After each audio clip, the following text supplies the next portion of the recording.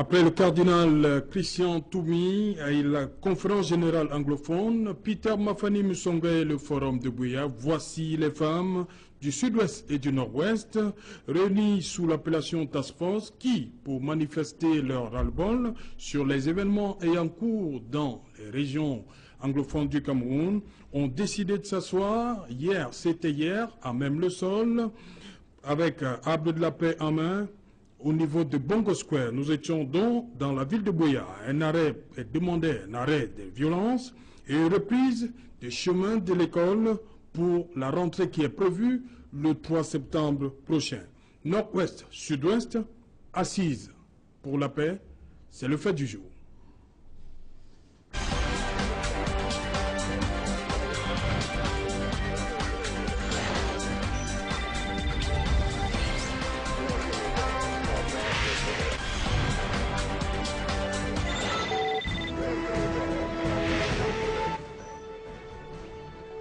Nord-Ouest, Sud-Ouest, assise pour la paix. Pour en parler, je suis avec Hervé Villandelier. Bonsoir. Bonsoir Alain, bonsoir Edmond Kamgia qui est sur ce plateau. Je suis content de partager ce plateau avec lui. C'est la première fois d'ailleurs que cela arrive. Bonsoir aux téléspectateurs de cette émission. Vous êtes journaliste au quotidien La Nouvelle Expression. Effectivement. Vous êtes le chef du service des sports. C'est bien cela. Vous avez parlé d'Edmond Kamgia tout à l'heure. Bonsoir Edmond. Bonjour Serge Otto. Oui.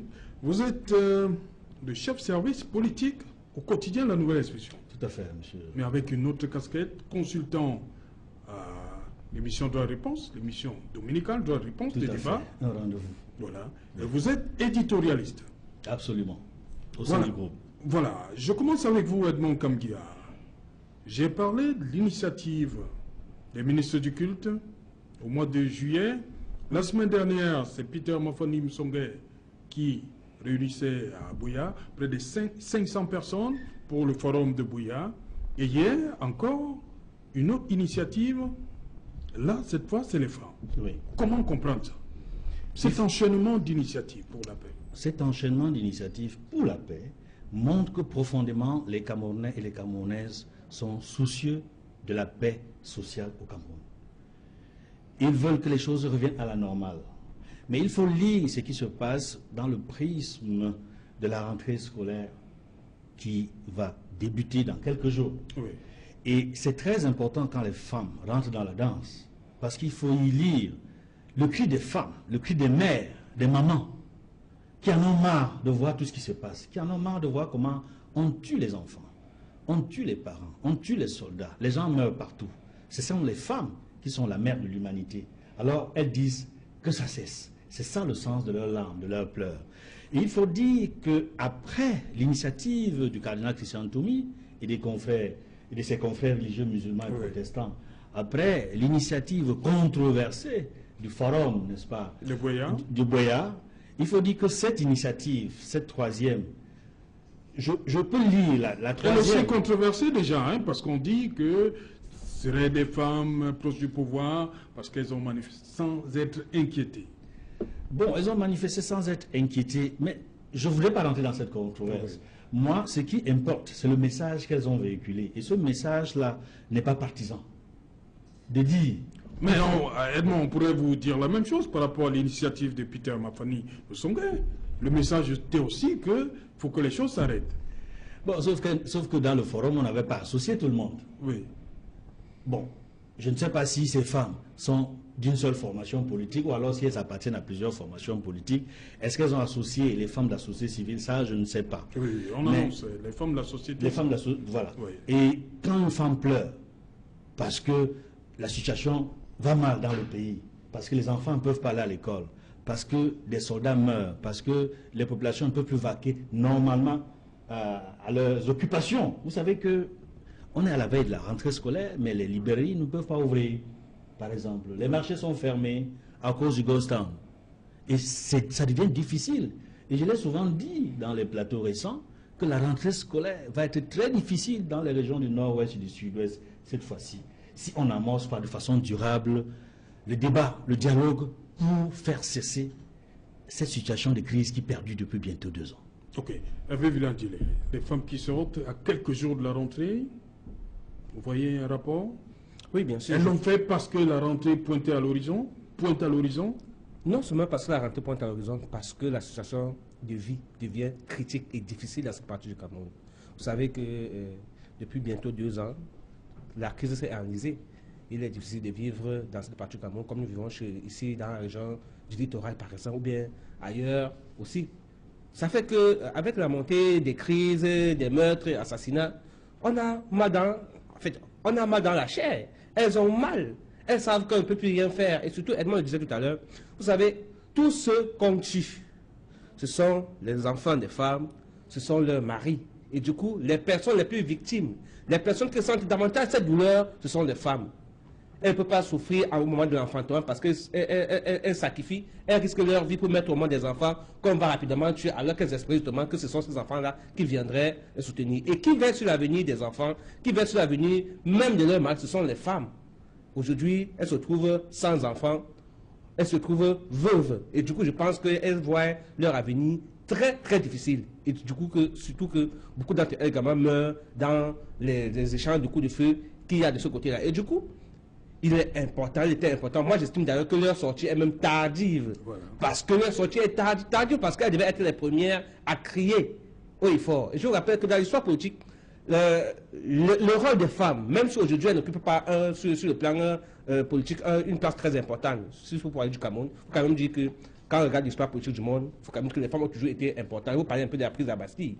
Vous savez que la Révolution française, en fait, vous savez qu'en 1789, ce sont les femmes, les tricoteuses qui ont commencé la révolution en s'insurgeant contre la bourgeoisie aristocrate, en s'insurgeant contre l'aristocratie.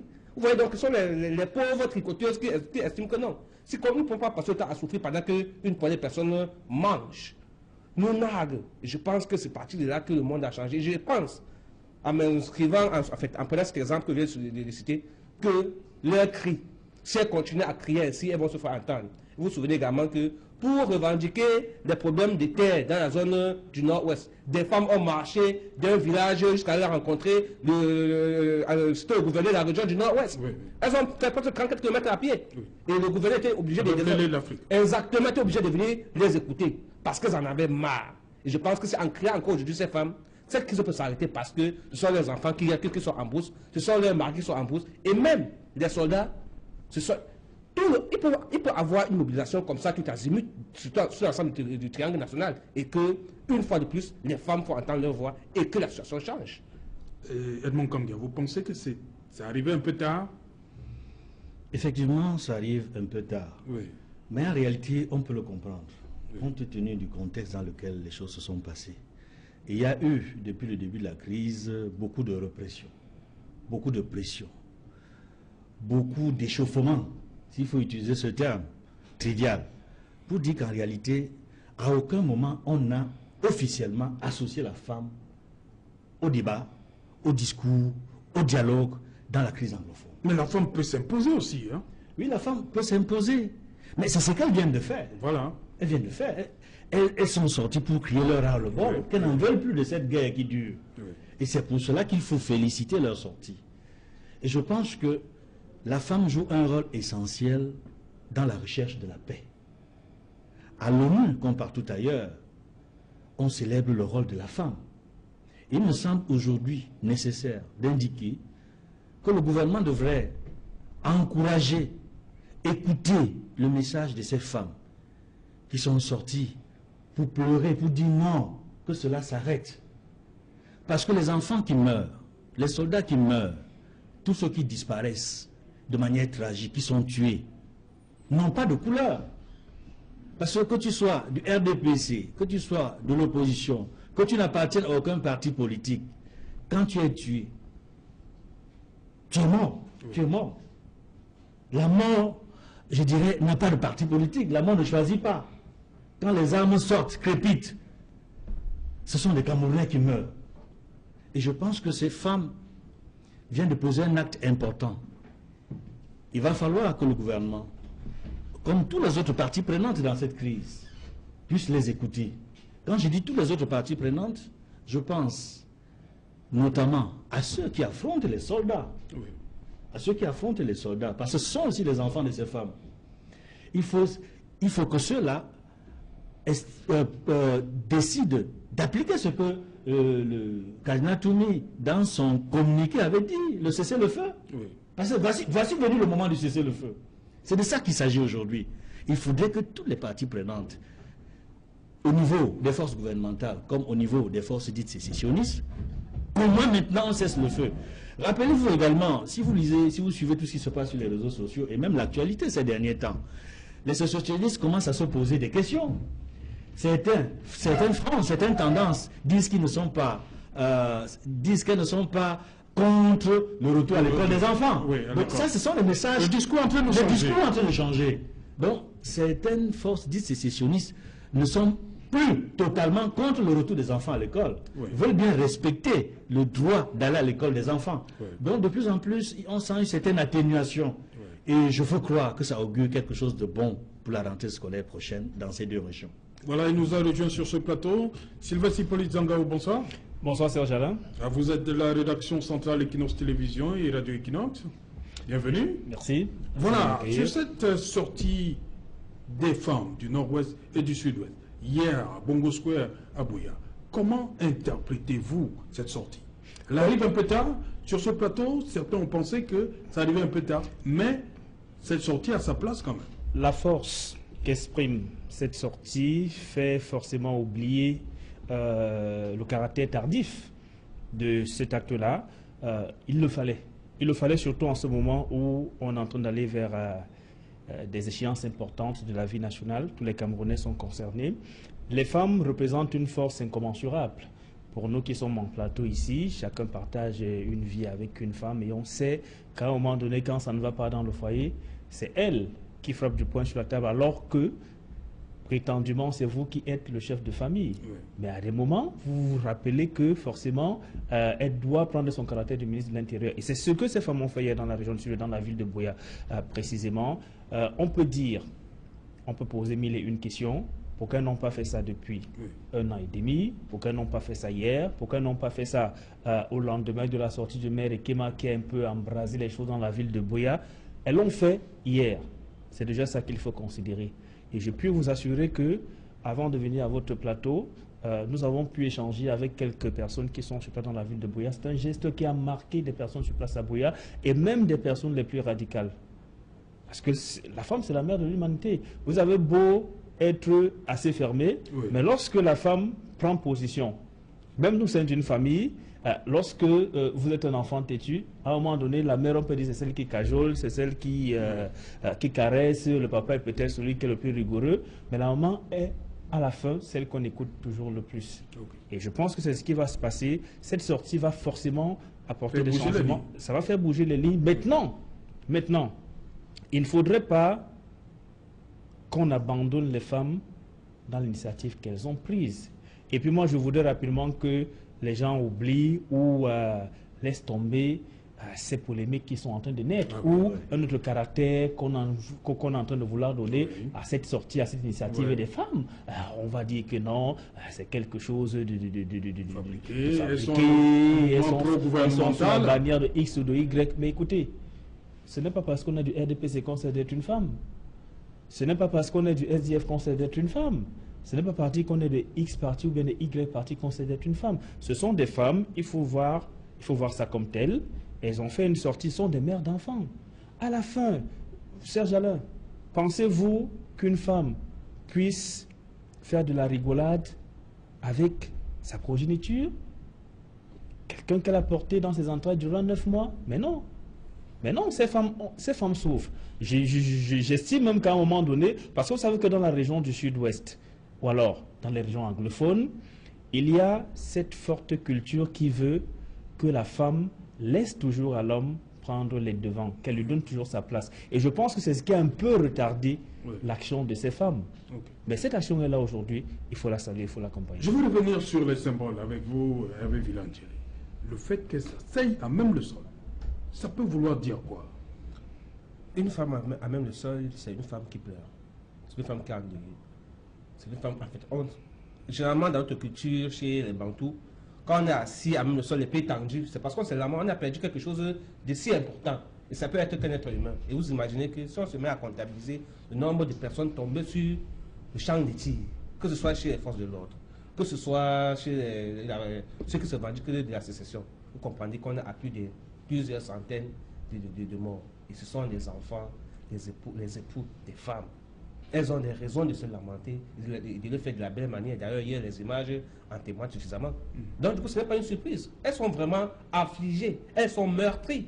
Et quand vous voyez dans ce genre d'expression, c'est parce qu'on ne sait plus à quel sens se vouer. Du coup, on est obligé, du moins, de cesser le feu, du moins, d'aller dans ce sens-là, parce que quand une femme pleure vraiment, quelle qu'en soit la dureté de votre cœur, sauf si vous avez consommé des stupéfiants qui vous empêchent d'être sensible, il est difficile que vous ne soyez pas sensible aux larmes d'une femme. Même si on se souvient que ce soit les larmes de crocodile, mais je pense que ce n'était pas le cas, parce que le nombre de morts est assez important. Il est donc question vraiment, comme je disais, on le dit sur ce plateau, qu'on essaie de voir ce qu'il y a lieu de faire pour que cette situation cesse. Parce qu'il faut dire que si de l'autre côté, elle pleure à même le seul, ici, également les femmes pleurent. Parce que du côté francophone aussi, il y a cette mobilisation. Oui. Du moins, il y a des départs en masse du côté anglophone de ce côté-ci. Du coup, ça fait que les familles sont obligées d'accueillir ces personnes. Et vous imaginez une femme qui a une solidarité, qui à elle seule va s'occuper 15, 16 bouches. C'est pas facile, vous voyez. Donc, même si elle ne pleure pas, elle fournit quand même beaucoup d'efforts. Et je pense que dans son cœur, elle essaie de pleurer à sa manière. Et malgré les efforts qu'elle fait pour pouvoir servir toutes ces personnes par solidarité, il y a quand même qu'elle soit aussi affligée et qu'elle prie au quotidien que cette situation s'arrête. Et puis Serge Alain, si vous me le permettez, moi je pense que les femmes ici passent un autre message. Elles ont envie de dire aux hommes, vous avez montré vos limites, maintenant laissez-nous faire. Au-delà des hommes, elles passent un message au pouvoir central de Yaoundé.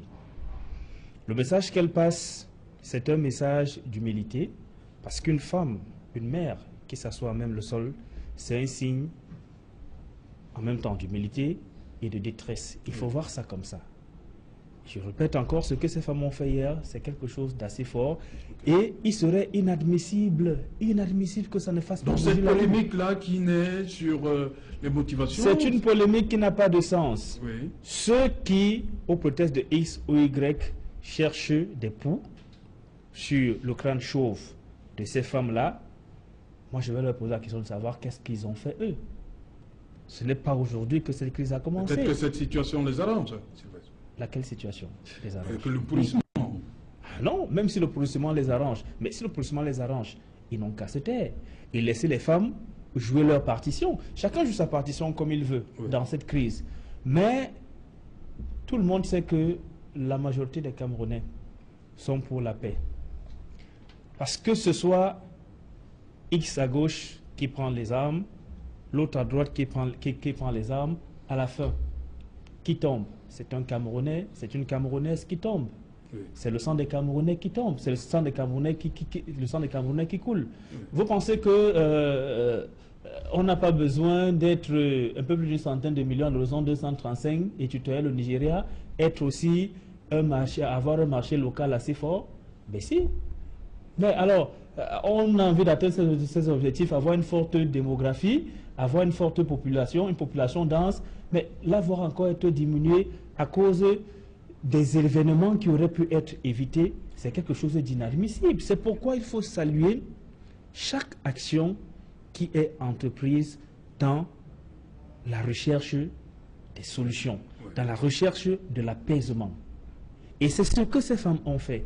J'ai encore envie de dire que, même s'il est établi que ces femmes sont proches d'un parti X, ça n'enlève en rien le fait qu'elles soient des femmes, le fait qu'elles soient des mères. C'est une action qui est forte et il faut d'abord la voir comme telle. Et la prendre dans ce sens pour essayer de trouver des solutions peut-être qui tardent à arriver depuis. Ok. Avec vous, Edmond Kamga, je vais m'arrêter sur un autre symbole fort. Il y a eu, elles sont assises, mais elles tiennent une plante verte. Oui. Qu'est-ce que ça signifie, le symbole de cette plante? Cette plante, c'est l'arbre de la paix. Justement. Qui est bien connu dans la plupart des régions de ce pays, et notamment dans les régions de Grassfield, à l'ouest du pays, dans le nord-ouest. et dans d'autres Le nom localités. seulement de la plante en dit long. Oui, Sur la c'est volonté. l'arbre de la paix. Voilà. C'est la plante qu'elles ont tenue en main. Donc qu'elles les ont intentions grandi. qu'on peut leur prêter, Ne sont pas importantes. Oui. Ne sont pas importantes, oui. Ces intentions ne sont pas importantes. Et comme l'a dit Sylvestre tout à l'heure, il ne faut pas chercher noise à ces femmes. Quel que soit ce qui a pu se passer, la motivation ou les fondements ou l'arrière-pensée, moi je pense que l'action qui est posée, il faut l'analyser telle qu'elle. Elles n'ont pas revendiqué autre chose que la paix. voilà. Elles disent non à la guerre, elles disent oui à la paix. Elles n'ont pas prononcé le nom d'un parti politique dans cette action-là. Et cela me rappelle un fait historique dans ce pays, pour montrer le rôle des femmes comme, j'allais dire, médiatrices ou force d'interposition. C'est un concept qu'il faudrait analyser et développer. Oui. En 1992, au Cameroun, au lendemain des élections présidentielles du 11 octobre, une élection dont la victoire était officiellement en faveur de Paul Biya, mais officieusement en faveur du candidat John Fundi, candidat du SDF, candidat de l'Union pour le changement. Oui. Rappelez-vous qu'au lendemain des résultats qui avaient été proclamés par Ipanamwele, le président de la Cour suprême à l'époque, la région du Nord-Ouest a été placée sous état d'urgence. Et on a vu encore à cette époque le rôle des femmes. On les appelait les Mamita Kumben. Les Takoumbe. Les Mamita Je Kumben. vais y arriver. Les grands-mères. Cette organisation existe encore hein, dans la région. Elle existe encore. Elle existe Comment on encore. arrive là? Les Mamita Les Kumben. Takoumbe. On a vu comment les soldats ont reculé. Chaque fois qu'elles avançaient, les soldats ont reculé. Pourquoi elles sont restées jusqu'ici silencieuses? On sait que la dernière sortie des Mami Takoumbe, c'était le 1er octobre 2017. Oui. Mais pourquoi entre le 1er octobre et jusqu'à hier, on ne les a pas trop sentis? Alors que on assiste à une espèce d'escalade de violence. Pourquoi elles sont restées silencieuses jusqu'alors? Donc, il faut dire, et c'est ça qui fait la force de la femme africaine. Parce qu'il y en a qui ont cru que la femme n'a pas le pouvoir en Afrique, que les droits de la femme en Afrique sont bafoués. Mais ils se sont tous trompés. Le continent africain est le premier continent dans le monde où les droits des femmes, dans tous les domaines, ont été reconnus. Dans toutes les chartes qui datent d'il y a plusieurs siècles. La femme a toujours joué un rôle important en Afrique, y compris un rôle politique éminent aux côtés de son époux. Celles qui ont été reines aux côtés de leurs époux rois. Oui. Aucune décision n'a été prise par un roi en Afrique sans l'avis de la reine-mère, sans l'avis de la reine épouse. Oui. Elles ont toujours été consultées. Le dernier mot revient toujours à la reine. Le dernier mot revient toujours à la femme. Il y a une expression qui est très bien connue en Afrique, peut-être ailleurs à travers le monde. On dit la nuit porte conseil. Savez-vous pourquoi la nuit porte conseil?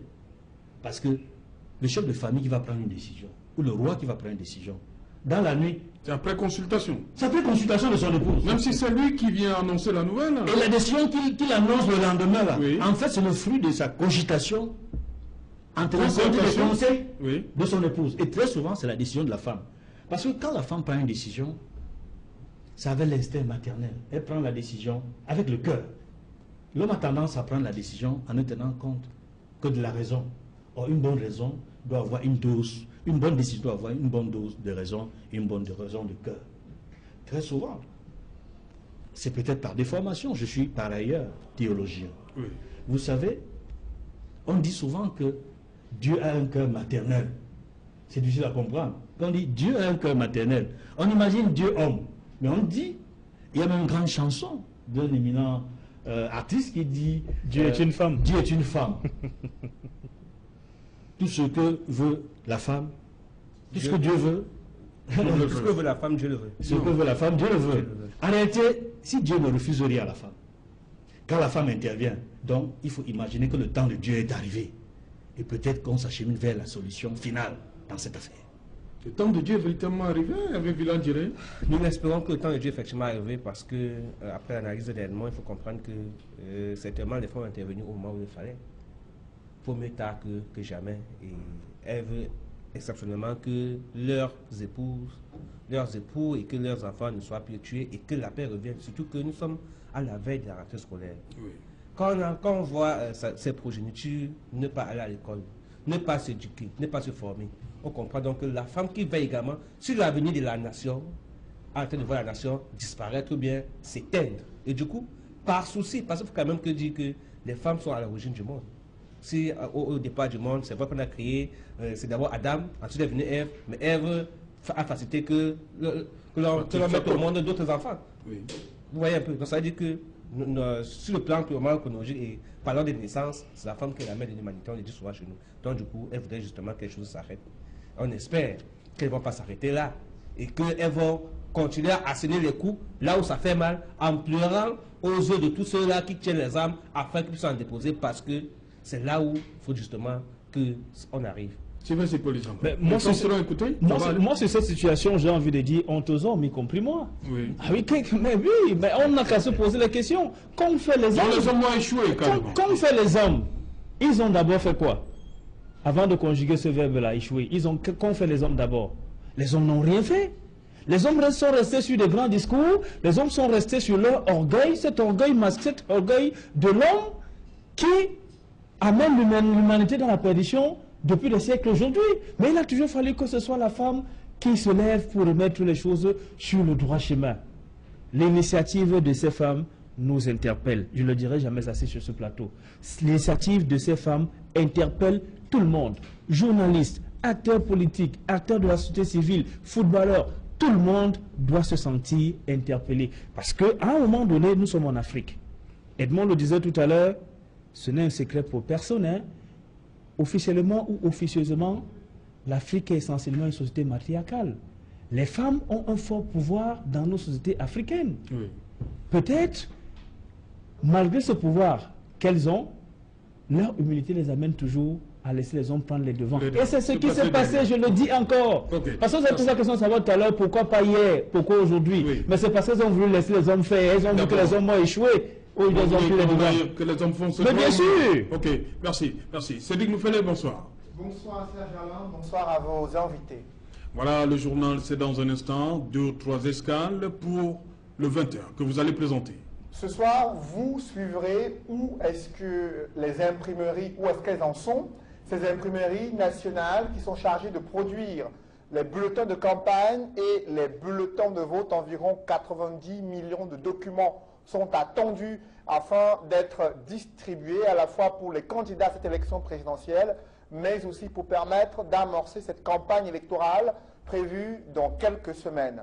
Vous suivrez également dans le journal de 20h cet espoir qui s'est estompé concernant la mise en liberté provisoire de Sisiku Ayuk Tabe et d'autres activistes qui ont été arrêtés au Nigeria et placés en détention au Cameroun. Quels sont les motifs de rejet de leur demande de mise en liberté provisoire? C'est à suivre au journal de 20h. Serge Alain. Voilà, madame, monsieur, le journal de Cédric Noufélé dans un instant. Il va développer pour vous tous ces titres.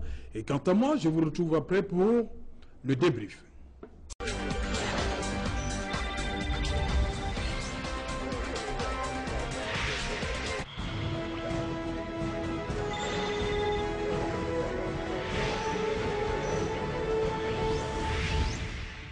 Voilà, retour sur le plateau et qui n'en soit, toujours en compagnie des experts. Je commence avec vous, Edmond Kamgia, pas de liberté provisoire pour Sisiku Ayuk et les autres.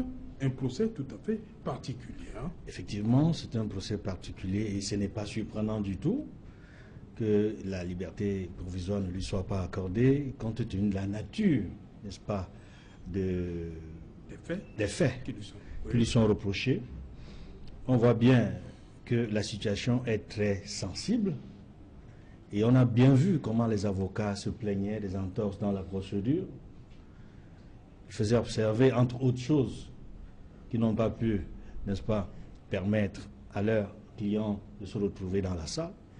C'est très compliqué, mais il faut dire que dans cette affaire qui est très suivie par la presse camerounaise, qui est très suivie par la communauté nationale et internationale, il est important que chacun joue son rôle, notamment que les magistrats, les avocats, tous ceux qui sont impliqués dans la procédure puissent jouer leur rôle, et rien que leur rôle. Parce qu'il serait regrettable que cette affaire soit politisée.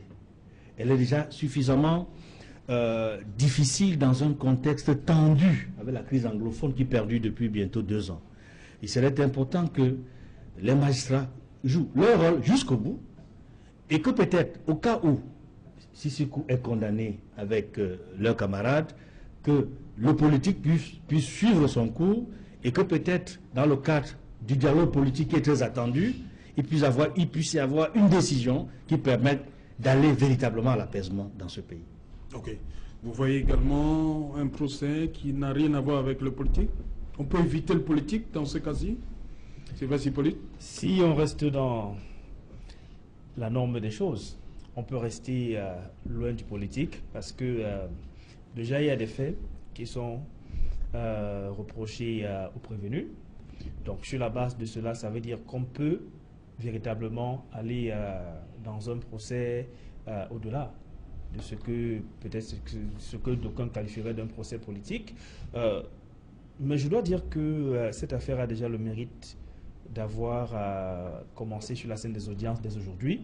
Certes, les principaux concernés, c'est-à-dire les personnes accusées, n'ont pas fait le déplacement ou n'ont pas été autorisées, admises à faire le déplacement en tribunal dans l'instance de Yaoundé, mais leur conseil y était.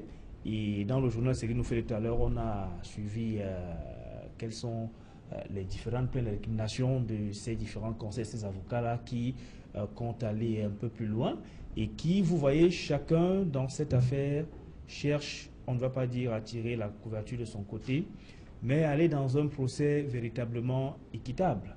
Vous avez suivi les conseils de Sissoko Ayuk Tabé, compagnie tout à l'heure, qui vous font comprendre qu'ils ont envie d'interpeller le ministère public sur comment il a été possible que des réfugiés aient été ramenés de force au Cameroun. Le 29 janvier. Le 29 janvier dernier. Donc, ça veut dire que leur ligne de défense est en train de se dessiner. Maintenant, en face, on est dans un pays où on a bien envie qu'on ait une justice qui ne soit pas une justice aux ordres. Donc, on va en rester là et attendre simplement la suite de cette affaire qui a connu, quoi que l'on dise, même si Sissoko Ayuk Tabé n'était pas aujourd'hui au tribunal, quand même, cette affaire a marqué un nouveau pas aujourd'hui. Au moins, le volet judiciaire est enclenché.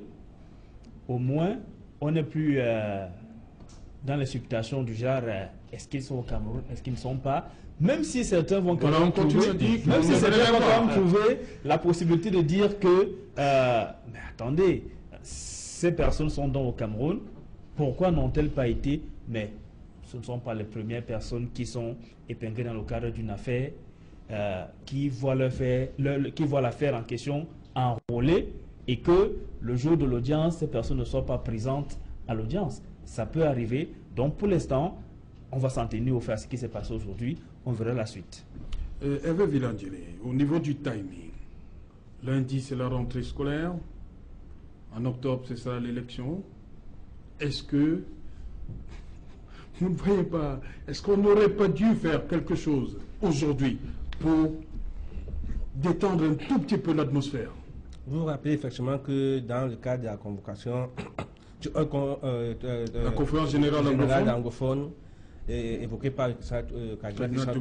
dans, entre autres mesures pour apaiser la crise, il demandait qu'on libère, effectivement, dans le cadre purement réglementaire, oui. certaines personnes qui étaient arrêtées dans le cadre de cette crise. Et aujourd'hui, il demande la liberté provisoire. Est-ce qu'on n'aurait pas dû? On s'attendait effectivement que certainement qu'au cours de l'urgence d'aujourd'hui, c'est pas quoi faire du moins. Il préfère être mesuré dans les mesures, dans les décisions à prendre. Une patate chaude à Ayuk Tabé? Bien sûr, c'est une patate chaude. Et personne ne peut le dire, au contexte de ce plateau. Surtout qu'on sait quand même que avant l'arrestation, il se disait beaucoup de choses qui étaient quand même parmi les membres du gouvernement de l'Ambazonie qui étaient en train de se former. Bon, maintenant, si on les arrête, maintenant, il est la question qu'on puisse le prouver. Et heureusement, après 6 mois sans qu'on puisse savoir exactement quel effet qu'on les reproche, ils ont la chance d'être devant les juges aujourd'hui. Je pense que à ce niveau-là, c'est quand même d'abord la première victoire. Et tout ce qu'on peut demander sur ce plateau, c'est que cette affaire puisse être jugée de la manière la plus objective possible pour que la sentence qui sera rendue puisse être à la hauteur d'une justice équitable. Auquel cas, on pensera que l'État aurait manipulé la justice pour que la décision qui soit rendue ne soit pas celle qui est réelle. Il faudrait justement que dans les faits qui seront reprochés, que qu'il y ait une équité, je le disais tantôt, et que la justice puisse jouer son rôle. Exactement, pour que, en réalité, parce que l'objectif, c'est que la paix revienne. Si à la sentence, à la fin, la décision donnée enflamme plutôt la situation, la crise dans la région anglophone, je pense qu'on n'aurait pas atteint l'objectif souhaité.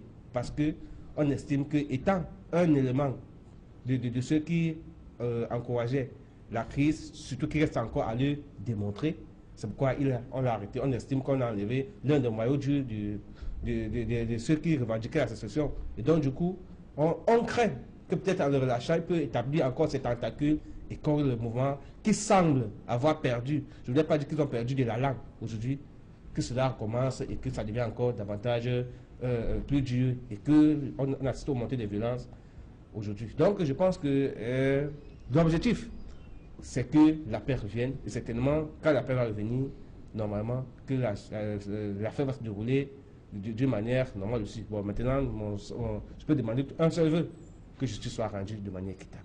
Ok. Edmond Kambia, Issa Tiroma dit que d'ici mercredi c'est le 5, hein? Oui. Donc, à date, aujourd'hui, 40 millions de bulletins de vote et enveloppes imprimés, puisqu'il parle de 4 candidats. Donc, d'ici mercredi, 50 millions.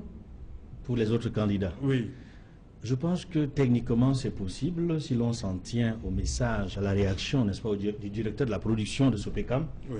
Parce qu'il a confirmé que dans ces délais-là, c'est possible que les bulletins soient imprimés pour les autres candidats qui n'ont pas encore reçu, qui n'ont pas encore eu leur bulletin imprimé.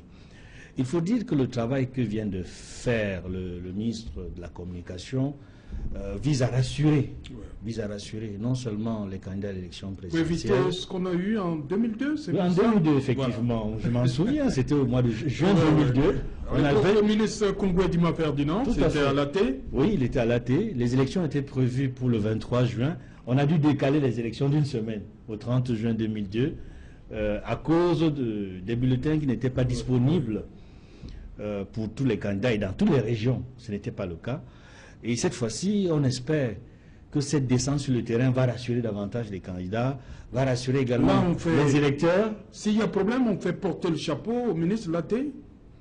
Bien sûr. Comme c'était le cas en 2002. Si le 5 septembre, les 90 millions de bulletins de vote, enveloppes et tout le reste, si ce n'est pas prêt, il faut s'attendre à ce qu'il y ait une réaction du chef de l'État, du président de la République. À l'époque, c'est le MINAT, puisque c'est le MINAT qui était en charge des élections. Oui. Cette fois-ci, il faut le dire, il y a un interlocuteur de taille qui est aux commandes, c'est Elekam davantage. Oui. Parce que les pouvoirs, si l'on s'en tient à la Constitution, c'est Elekam qui organise les élections. Et c'est Elekam qui a passé la commande à Sopecam, il faut le rappeler. Donc, ça va se passer entre Elekam et Sopecam. La bataille sera entre les deux. Et le principal responsable, me semble-t-il, sera surtout Elekam, la direction d'Elekam, qui a passé la commande. Pourquoi la commande n'a pas pu être exécutée à temps? Il faudra donc que Elekam puisse l'expliquer aux Camerounais. Il faudra également que Sopecam puisse dire pourquoi cette commande n'a pas pu effectuer dans les délais. Et on n'a pas encore là, il faut que les... Oui, c'est des scénarios possibles. Ils soient rassurés. Oui, il faut qu'ils soient rassurés que... On ne dit pas que c'est ce qui va arriver. On espère que cela ne va pas du tout arriver. Oui. Parce que si ça arrive, ce sera un peu plus compliqué encore. Donc, c'est l'espoir qu'on aura les bulletins à temps, en tout cas que les candidats auront le bulletin à temps pour faire leur campagne, et que les bulletins seront acheminés à temps dans tous les bureaux de vote, dans tous les centres de vote que l'ECAM a prévus, afin que tout se déroule normalement. Et je dois dire ici, quand même, que les informations récentes nous rassurent de ce que peut-être les choses peuvent bien se passer de ce côté-là, parce que la bataille qui sera rude, parce que c'est l'élection présidentielle, il y a très peu de candidats par rapport à 2011, oui. Donc il y a un peu moins de bulletins imprimés que par rapport à 2011, oui. Il y a beaucoup d'assurance qu'il y aura un peu plus de facilité que lors des élections présidentielles et législatives précédentes. Espérons simplement que les délais seront respectés et que la machine sera en marche pour que les candidats puissent mener une bonne campagne sur le terrain. Sylvestre Hippolyte Zangao, les bulletins des 9 candidats seront imprimés, donc forcément seront disponibles dans le bureau de vote. Bien évidemment. Mais dans les coalitions? ça ne peut pas être autrement, puisque le vote ne peut se faire sans cela. Mais je voudrais rappeler ici que si jamais il arrivait qu'on ait peut-être un retard, peut-être du côté SOPECAM de l'imprimerie nationale, les candidats également auraient tout de même des choses à se reprocher. Souvenez-vous que Elekam a dû, par 2 reprises, faire rappeler aux candidats qu'il était question qu'ils se rapprochent de ces services pour les couleurs, couleurs, pour le reste. Il y a eu un premier communiqué. Je crois 1 semaine ou près de 2 semaines après, Elekam a dû faire une nouvelle sortie pour insister sur l'urgence de faire cette démarche-là. Donc ça veut dire que... Donc vous voulez dire que c'est les retardataires qui sont parmi les 5 là? Il se pourrait que dans certains partis, on n'a pas été prompt à répondre à l'appel de l'ECAM qui voulait que les candidats aillent faire le choix de leur couleur et de X et de Y. Tout à fait. Je ne dis pas forcément, parce qu'on a essayé de fouiner, malheureusement on n'a pas pu avoir l'information sur qui... sur les 4 qui sont prêts. Ce qui n'est pas allé à temps. Ce qui n'est pas allé à temps. Maintenant, peut-être les faits qui sont là peuvent être des indicateurs. Ceux peut-être qui n'ont pas encore la totalité de leur bulletin peuvent peut-être ceux-là qui n'ont pas été prompts à aller faire le choix nécessaire. Non, mais il faut rester positif. Je pense que au niveau des pouvoirs publics, on est conscient également de l'enjeu. Parce que cette élection a un caractère particulier que les présidents n'ont peut-être pas eu, excepté celle du début des années du pluralisme au Cameroun, les années 90. Mais depuis qu'on est... depuis 96 quand même, il y a... on est un peu dans une nouvelle ère, je vais le dire. Et pire, cette année 2018, avec le caractère, je vais dire, ce qui se passe dans notre pays, la situation de crise, la situation un peu délicate, sociopolitique un peu délicate, ça veut dire que tout le monde doit être conscient des enjeux. Et s'il y a quelqu'un, ou alors s'il y a une instance qui veut absolument un scrutin dans l'apaisement, en tout cas, ne serait-ce que sur les choses de base, les éléments de base, ce seraient forcément les pouvoirs publics. Donc si ce n'est que pour la confection des bulletins et le reste, on a dû certainement prendre des mesures qui s'imposaient pour que la livraison soit faite à temps. Après, il peut arriver que ce sont des machines, il ne faut pas oublier. Parce qu'au rythme auquel on est en train de faire travailler ces machines-là, ça tourne à plein temps. Le reportage l'indiquait tout à l'heure. J'imagine qu'à SOPECAM, on travaille pratiquement 24 heures sur 24. Et ce sont des machines. Les machines ne sont pas faites pour tourner pour certaines. On remplace les hommes, mais les hommes, on les remplace, mais pas les machines. Mais la machine, à un moment donné, peut lâcher. C'est ça le problème. Donc, espérons que ce ne sera pas le cas. Hervé Villa, je reviens à vous. Dans les 9, les bulletins de 9 seront dans les bureaux de vote. Effectivement.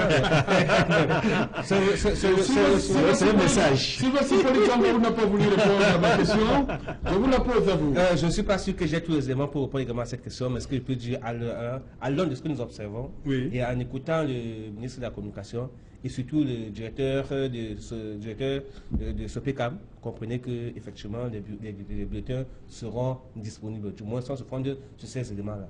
Maintenant, vous savez, l'homme a fabriqué la machine trahit l'homme. Parfois, ça peut arriver qu'on ne soit pas dans les délais, mais même si on n'est pas dans les délais, ou on ne respecte pas la date du sang, on est quand même sûr que la marge ne peut pas être grande. Parce qu'au jour d'aujourd'hui, on a déjà imprimé 41 000 et qu'il en reste 50 40 millions. 40 millions. Et qu'il en reste 50 millions. Nous sommes le 30 août, on a encore 5 jours, ou bien 6 jours. Ils sont pour augmenter 2 jours de...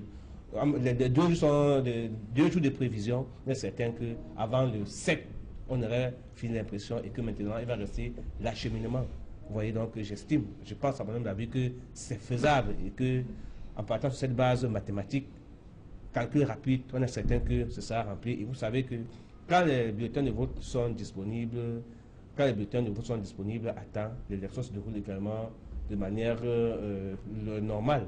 Et les différents partis politiques n'ont pas suffisamment travaillé, manquent d'éléments pour pouvoir justifier leurs mauvaises prestations pendant les élections. Je pense que c'est même ça qui est important à relever, parce que quand le travail est bien fait, généralement les partis politiques s'accrochent sur des petits détails comme celui-là, qui sont certes importants, mais qui ne sont pas suffisamment importants pour justifier leurs mauvaises prestations, parce qu'il faut reconnaître qu'il y a un travail de fond qui est fait bien avant les élections. Or, c'est vraiment ça, la veille des élections, que les partis commencent à faire campagne. Pourtant, la campagne doit se faire tous les jours. Donc, si l'État, le gouvernement, via ELECAM, réussit à résoudre cette équation, je suis sûr qu'on ne dira plus dans nos médias que les bulletins ne sont pas arrivés à temps, il y a eu cupatouillage, c'est pour ça qu'on n'a pas pu battre campagne, on n'a pas pu remporter les élections. Non, vraiment, cet alibi-là sera balayé. Il faudra donc trouver maintenant des raisons réelles, des vraies raisons suffisamment convaincantes pour expliquer leur échec au cas où ça arriverait.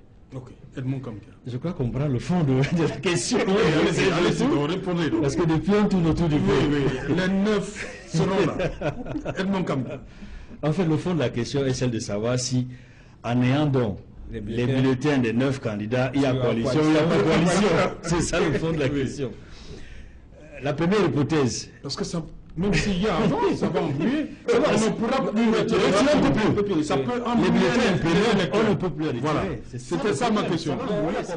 C'est-à-dire, tel que les choses sont parties pour la fabrication de tous les bulletins, Les dans 90 les millions. 90 millions de bulletins, cela signifie que nous aurons tous les bulletins dans nos bureaux de vote. D'un. Et de deux, si certains candidats de l'opposition ont décidé de faire la coalition, la première chose à dire ici, c'est que ils auraient dû le faire avant l'impression des bulletins, pour faciliter le travail. Pour ne pas embrouiller même. Pour ne pas embrouiller les électeurs. Oui. Parce qu'il y aurait eu moins de bulletins dans les bureaux de vote et que l'opération aurait été plus facile pour les électeurs dans le cadre d'une coalition claire et propre. En sachant qu'il y aurait par exemple, imaginons que 2 ou 3 candidats aient décidé de ne pas aller jusqu'au bout en demandant de voter pour un candidat ou pour un second candidat, on saurait déjà qu'il y a 2 ou 3 candidats qui ne vont pas sur les 9. Oui. Et ça faciliterait les choses pour les électeurs. Ça, c'est d'un. De deux, maintenant, est-ce que malgré tout, il peut y avoir coalition? Oui, jusqu'à la dernière minute. Oui, justement. Mais avec cet inconvénient qu'on ne pourra plus retirer les bulletins des bureaux de vote. Et ça va me rappeler un peu ce qui s'est passé le 11 octobre 1992, où à la dernière minute, vous savez qu'il y avait eu une coalition. John Fundi, candidat de l'Union pour le changement, était le candidat de la coalition. Plusieurs formations politiques et des associations avaient décidé de travailler pour ce candidat-là, qui a eu un résultat qu'aujourd'hui est reconnu par l'opposition et par la société civile comme une victoire. John Fundi a gagné les élections présidentielles du 11 octobre 1992. Mais, de manière officielle, l'arrêt de la Cour, décidé, dite, prononcé par le président de la Cour suprême, ce jour-là, Alexis Dipandamouele, était que c'est le candidat Paul Biya qui a gagné les élections, malgré les irrégularités, malgré une kyrielle d'irrégularités. Donc, pourquoi je cite le cas de l'élection de 1992? Parce qu'il y a eu un candidat qui, à la dernière minute, a décidé de se désister. Mais on n'a jamais retiré ces bulletins des bureaux de vote. Je pense à Jean-Jacques Ikindi. Il avait dit pratiquement à la veille du scrutin qu'il n'est plus candidat. Mais ça ne servait plus à rien, puisqu'on a maintenu ces bulletins de vote et on a comptabilisé ces bulletins de vote dans le décompte final. Donc ce n'était pas nécessaire de se retirer à la dernière minute. Et c'est un message qu'il faut lancer ainsi aux différents candidats à l'élection présidentielle qui pensent encore à une coalition. Sachez que vous allez embrouiller les électeurs ce jour-là. Ok, c'est vas-y pour les Tangaou. Vous y croyez-vous encore? Non, mais il faut pas rêver, hein, parce que ce n'est pas le candidat d'un parti X qui allait faire le choix de la couleur pour un autre parti Y. Chacun allait à son âme et conscience. Et justement, maintenant on peut le dire, les retards justement qui ont amené ELECAM à faire une deuxième sortie pour inviter à nouveau les candidats à s'empresser à aller faire le choix de leur couleur et autres, c'est justement parce qu'il y a des coalitions qui s'espéraient encore. Mais à un moment donné, on n'a pas pu aller jusqu'au bout. En tout cas, jusqu'à un moment donné, sauf qu'en face, il y avait une pression, il fallait s'empresser à aller faire rapidement le choix. Mais par contre, il y avait encore des tractations dans la coalition qui donne quoi, qui cède quoi, qui accepte quoi, qui refuse quoi. Et du coup, au niveau de l'ECAM, on n'avait pas le temps de donner du temps à ceux qui voulaient véritablement avoir ce temps-là. Oui. On avait un certain nombre de choses à faire. Justement, Edmond l'a indiqué tout à l'heure, il y a des possibilités en politique, même le jour du scrutin. On peut encore initier une coalition. Mais sauf que sera-t-elle productive? On ne pense pas. Elle sera certainement improductive. Donc, il fallait prendre les choses en amont, s'organiser un peu plus tôt. Ça aurait davantage animé la vie politique au Cameroun.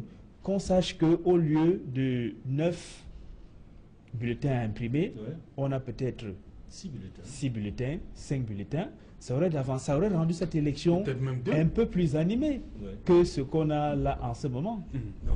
Le mot de la fin pour Hervé Villandjelé. Il faut dire quand même que la coalition échec, il faut dire que c'est l'échec de la coalition au niveau des partis d'opposition parce qu'en fait, on espérait qu'ils devaient au moins se mettre ensemble pour permettre une fois de plus que les partis d'opposition puissent remporter une élection dans ce pays. Mais malheureusement, le message n'est pas passé. Du moins, ils n'ont pas réussi à s'entendre sur ce processus malgré toutes les médiations qui ont été faites. Du moins, on a vu certains candidats dire qu'ils ne pouvaient pas se mettre ensemble avec les autres, le dire de manière officielle, parce qu'ils ont été choisis par leur parti depuis la base. Vous comprenez donc par le Congrès, bien sûr, il faut le dire. Et du coup, ça a fait que les uns et les autres puissent pas s'entendre. Peut-être il n'y a pas eu des terrains d'entente. Maintenant, il faut dire quand même que la bataille n'est pas perdue. Parce que si les partis de la majorité présidentielle, après les élections, peuvent remettre leur voix au RDPC en disant non, on reverse nos voix au RDPC et que c'est comptabilisé, ils peuvent encore le faire. C'est-à-dire qu'à ce niveau, simplement qu'il faudrait qu'ils s'entendent. Sauf qu'on va toujours regretter le facteur temps qu'on n'a pas toujours, du moins. Et ça dénote l'impréparation des élections chez nous. Et on peut le décrire sur ce plateau. Et que certainement, ça pourra permettre que, avant 2025, qu'un travail de fond soit fait pour qu'à l'approche de l'échéance, qu'on sache que les populations qui doivent voter puissent être averties à l'avance et que les partis peuvent commencer à travailler à partir de maintenant parce qu'il faut dire qu'au lendemain du 7, on commence déjà à préparer 2025. Ok. Edmond, vous sentez? Oui, je voudrais dire que malgré le fait qu'il n'y ait pas, enfin, ce n'est pas encore certain qu'il n'y ait pas coalition, parce que jusqu'à la dernière minute, on peut avoir une ou deux coalitions. Oui. Mais si d'aventure, il n'y a pas de coalition du tout, cela ne signifie pas forcément l'échec de l'opposition. Pourquoi? Autant on sait qu'aucun candidat de l'opposition ne peut gagner tout seul face à un président sortant, autant il est possible pour les électeurs, s'ils sont suffisamment rationnels et conscients de l'enjeu du changement dans un contexte comme celui-ci, s'ils votent pour un candidat de l'opposition en votant utile, en tenant compte du programme alternatif qui suscite une dynamique de changement, je pense qu'il est toujours possible, en votant utile, de voter pour un candidat qui soit capable de renverser la vapeur. Tout est possible, rien n'est impossible. Attendons de voir. Voilà, merci cher monsieur d'être venu. Merci Hervé Villandjelé. Merci Alain et bonsoir à tous ceux qui nous ont suivis. Voilà. Merci Sylvestre Hippolyte Zangaou. Merci à vous Serge Alain de m'avoir reçu sur votre plateau. Voilà. Merci également à vous, Edmond Kamka. C'est toujours avec plaisir et je salue tous les téléspectateurs qui ont écouté cette émission. Ok. Voilà, madame, monsieur, c'est ici que prend fin Equinox Soir, rediffusion 23h GMT. Il sera minuit à Bongaine.